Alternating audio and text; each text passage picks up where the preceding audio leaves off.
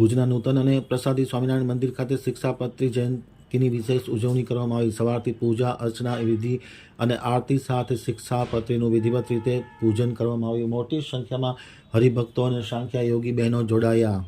નૂતન અને પ્રસાદી સ્વામિનારાયણ મંદિરમાં શિક્ષાપત્રીનું મહાપૂજન અને મહાઆરતી કરવામાં આવી હતી। સ્વામિનારાયણ સંપ્રદાયમાં શિક્ષાપત્રી ગ્રંથનું ખૂબ જ મોટું મહત્વ છે, ત્યારે ખાસ કરીને કચ્છ અને પટેલ ચોવીસીના ગામડાઓમાં સવારથી જ આ જયંતિની ઉજવણી નિમિત્તે સંતો, મહંતો, સાંખ્યયોગી બહેનો, હરિભક્તો વગેરે ઉપસ્થિત રહી શિક્ષાપત્રીનું વિધિવત રીતે પૂજન કરવામાં આવ્યું હતું। મહાસુદ પાંચમ એટલે કે વસંત ઋતુની શરૂઆત થાય છે। વસંત પંચમીના દિવસે આંબામાં મોર આવે છે, ઘઉંમાં પોક બેસે છે, ઠાકોરજીને ધરાવવામાં આવે છે। બુર, ફૂલ તથા આંબાના પત્રોથી ત્રાંબાના કળશમાં શણગારવામાં આવે છે અને ઠાકોરજીની વિધિવત રીતે પૂજા કરવામાં આવે છે। ખાસ કરીને ભગવાન સ્વામિનારાયણે શિક્ષાપત્રી લખી છે। 199 વર્ષ થઈ ગયા છે અને ત્યારે આ શિક્ષાપત્રીનું ખૂબ જ મોટું મહત્વ છે।